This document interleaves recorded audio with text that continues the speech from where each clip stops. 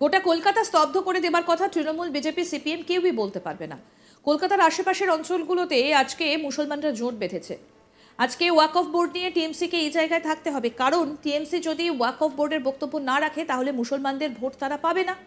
আজকে মমতা ব্যানার্জির বাড়ি ওয়াক অফ বোর্ডের মধ্যে বলে দাবি করছে। আজকে ভারতের যত সম্পত্তি, আর্মি ক্যাম্প, সবই নাকি ওয়াক অফ বোর্ডের সম্পত্তি। ওয়াক অফ বোর্ড আইনটাই করা হয়েছে মুসলমান তোষণের জন্য। সোনিয়া গান্ধী এটা করেছিলেন, কিন্তু সোনিয়া গান্ধীর এই তোষণ নীতিটা ক্যাপচার করে নিয়েছেন মমতা ব্যানার্জি। ওয়াকফ আইন ভারতে চলতে দেওয়া যায় না। এর বিরুদ্ধে যদি প্রতিবাদ করতে হয় তাহলে আইনি ব্যবস্থা নিয়ে এদেরকে জেলে ঢোকানো উচিত। রীতিমতো বিস্ফোরক মন্তব্য হিন্দু সংহতি মঞ্চের রাজ্য সভাপতি তথা আইনজীবী শান্তনু সিংহের। আজ তাক বাংলার মুখোমুখি হয়ে এই বিস্ফোরক মন্তব্য তিনি করেছেন। তবে এই গোটা বিষয়ে এবার রাজনৈতিক ফায়দা কতটা বিজেপি নিতে পারবে তার দিকে তাকিয়ে রয়েছে গোটা দেশ। কারণ এর আগেও আমরা দেখেছি যে বিজেপির অনেক স্ট্র্যাটেজি আগে মুখ থুবড়ে পড়েছে। তাই লোকসভায় আসার মতো ফল পাননি মোদি, অমিত শাহ। লোকসভায় আসার মতো তারা ফল লাভ করতে পারেননি। তাই এবার এই উপনির্বাচনে দেখার যে বিজেপির সব প্ল্যানিং কাজে লাগে কিনা। কি বলছেন শান্তনুবাবু? আমাদের প্রতিনিধি সুজয় কথা বলেছিলেন তার সঙ্গে, শোনাই। পুরোপুরিভাবে তারা ওয়াকফ বিলের বিরোধিতায় বিধানসভায় তৃণমূলের তরফ থেকে প্রস্তাব আনা হলো।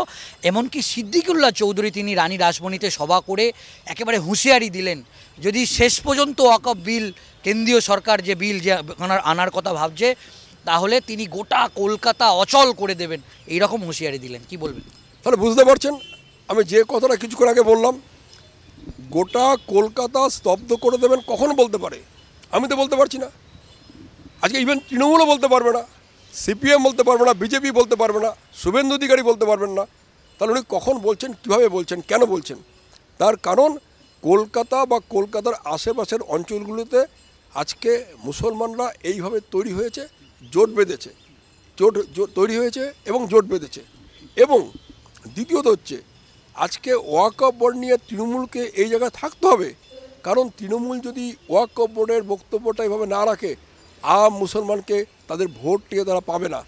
ওয়াকফ বোর্ডের পরিণাম হচ্ছে আজকে মমতা ব্যানার্জির বাড়িও ওয়াকফ বোর্ডের দাবি করছেন। এটা যে আজকে ভারতবর্ষের যত সম্পত্তি, আজকে ওরা বলছেন যত আর্মি ক্যাম্পগুলো আছে সব ওয়াকফ বোর্ডের সম্পত্তি।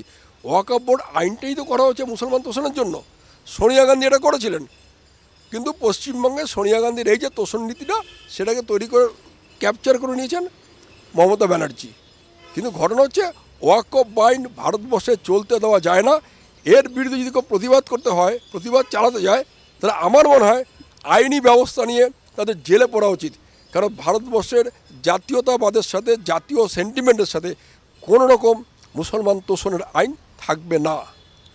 আমরা একেবারে আরেকটা অন্য প্রশ্নে আসছি, সেটা হচ্ছে আমরা দেখেছি শান্তনুদা যে কিছুদিন আগেই বাংলাদেশের ইস্যুতে বিরোধী দলনেতা শুভেন্দু অধিকারী তিনি একেবারে কড়া হুঁশিয়ারি দিয়েছেন এবং তিনি বলেছেন যে ভিসা বন্ধের কথা বলেছে, চিকিৎসা ভিসা বন্ধের কথা বলেছেন, পণ্য বন্ধের কথা বলেছেন। এবং ফের আমরা জানি যে বসিরহাটের যে বর্ডার সেখানেও তারা তারা একটা কর্মসূচি নিয়েছে যে লাগাতারভাবে বিরোধী দলনেতা শুভেন্দু অধিকারী তিনি একমাত্র রাস্তায় তাকে দেখা যাচ্ছে। কি বলবেন?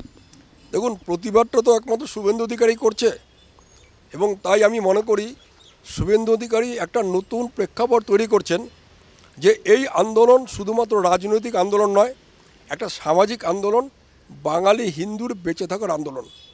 অবভিয়াসলি আমি তো আরও পরিষ্কার করে বলতে চাই, কোনো মুসলমান, বাংলাদেশের মুসলমানকে চিকিৎসা ভিসা দেওয়া উচিত নয়। শুধু তাই নয়, সরকারের ভূমিকা পালন করা উচিত, সমস্ত পলিটিক্যাল পার্টিগুলোর ভূমিকা পালন করা উচিত। হাসপাতালগুলোতে খোঁজ নিয়ে কারা বাংলাদেশ থেকে এসে চিকিৎসা করাচ্ছেন, একটি মুসলমান, বাংলাদেশি মুসলমানকে ভারতবর্ষে বা পশ্চিমবঙ্গে চিকিৎসা করবার সুযোগ দেওয়া উচিত নয়। কেননা ওদের এটা বোঝাতে হবে যে এখানে চিকিৎসা করবার পর বনগাঁ বর্ডার দিয়ে, পেট্রোপোল বর্ডার দিয়ে পার হয়ে ওখানে ভারতবর্ষের অ্যান্টি ভারত জিগির তোলা এটা বন্ধ হওয়া উচিত। ওরা কিন্তু চিকিৎসার জন্য আরব দেশেও যায় না, ওরা চিকিৎসার জন্য পাকিস্তানও যায় না, আসে ভারতবর্ষে। চিকিৎসা করবার পর ওপরে গিয়ে চিৎকার করতে থাকে ভারতবর্ষের পণ্য বয়কট করতে হবে, ভারতবর্ষকে মারতে হবে। আর কত ইডিয়েট আছে সেখানে, সেনাদের যারা বলছেন, সেনা প্রধানকে বলছি আমি, his N idiot, is nothing but N idiot, যে ভারতবর্ষকে 4 দিনে দখল করবে। আরে শুধু তৃণমূলের কর্মীরা আগে বাংলাদেশকে দখল করে নিতে পারে, আর কিছু লাগবে না, সিভিক পুলিশও লাগবে না। মমতা ব্যানার্জি যে সিভিক পুলিশ চালু করেছেন, সেই সিভিক পুলিশও লাগবে না। শুধু তৃণমূল কর্মীদের যদি মমতা ব্যানার্জি একবার অর্ডার দেন যে আমরা বাংলাদেশ দখল করব, বাংলাদেশ কালকে দখল হয়ে যাবে। তো এটা তো হাস্যকর ব্যাপার, সবাই জানে। এটা তো বলছেন যে আমেরিকার সঙ্গে নাকি তারা যুদ্ধ করবে। তো কত বড় ইডিয়েট হতে পারে, তার চেয়ে বড় কথা ওই দেশের লোকগুলো কত বড় ইডিয়েট হতে পারে যে ইডিয়েটসিটিকে ওরা এক্সপ্লয়েট করে ওরা ওখানে রাজনীতি করতে চাইছেন। এটা ভারতবর্ষের কাছে সম্ভব নয়। যদি কেউ ভারতবর্ষে এই ধারণা বলে যে আমরা আমেরিকাকে দুদিনের মধ্যে ধ্বংস করে দেবো, বা দুদিনের মধ্যে রাশিয়াকে দখল করে নেবো, বা 4 দিনের মধ্যে চীনকে দখল করে নেবো, যেই বলুক ভারতবর্ষের আমজনতা বলবে ও একটা পাগল। আর ওদের আমজনতা হাততালি দিচ্ছে, ইয়া আল্লাহ বলছে। হ্যাঁ, এইটা হচ্ছে ডিফারেন্স। বেসিক ডিফারেন্স হচ্ছে একটা অশিক্ষিত মৌলবাদী মুসলমান দেশের জনগণ, তার সাথে একটা ভদ্র সভ্য সনাতন আদর্শে বিশ্বাসী একটা দেশের জনগণ। এই বেসিক জায়গাটা বুঝতে হবে। শুভেন্দু অধিকারী তিনি একেবারে সাংবাদিক বৈঠক করে একেবারে মোবাইলে তিনি বেশ কিছু ভিডিও দেখিয়েছেন, একদম স্পেসিফিক্যালি বলেছেন যে এ রাজ্যে প্রচুর পরিমাণে রোহিঙ্গা তারা আসছে, তারা বিভিন্ন কলোনিগুলোতে তারা ভেতরে প্রবেশ করছেন, থাকছেন, এবং এই নিয়ে তিনি একেবারে মুখ্যমন্ত্রী মমতা বন্দ্যোপাধ্যায়কে কড়া ভাষায় তিনি আক্রমণ করেছেন যে অবিলম্বে এই নিয়ে যেরকম এটা একটা ব্যবস্থা নিতে হবে, এবং তিনি রীতিমতো ছবি দেখিয়েছেন মোবাইলে। কি বলবেন? দেখুন, এর দায়িত্ব শুধুমাত্র মমতা ব্যানার্জির নয়। বর্ডার দিয়ে যখন ঢুকছে, আমরা বিএসএফ আটকাচ্ছে না, বিএসএফ কেন্দ্রীয় সরকারের। পরিষ্কার কথা পরিষ্কার করে বলা ভালো।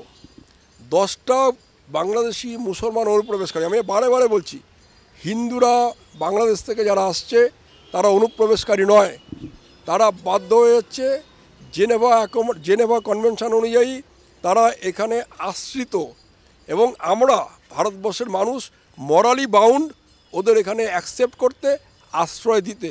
কারণ দেশ ভাগটা কিন্তু হয়েছিল এই কারণে। যারা মুসলমান আসছে, সে রোহিঙ্গাই হোক আর বাঙালি নাম কস্তে যারা দাওয়াত বলে, গোসল বলে, আব্বা বলে, সেই সমস্ত মুসলমান হোক, বাংলাদেশের কোনো মুসলমান যদি ভারতবর্ষে অনুপ্রবেশ করে উচিত 10টা দেখুন আর কেউ ঢুকবে না। ওরা কেন মারা যায় না? তার কারণ হচ্ছে এই যে একটা ডিপার স্টেট তৈরি হয়েছে এখানে, কমিউনিস্টরা, তৃণমূল, কংগ্রেস, এরা করতে দিচ্ছে না, সরকারকে স্ট্রং স্টেপ নিতে দিচ্ছে না পুরোপুরিভাবে তারা।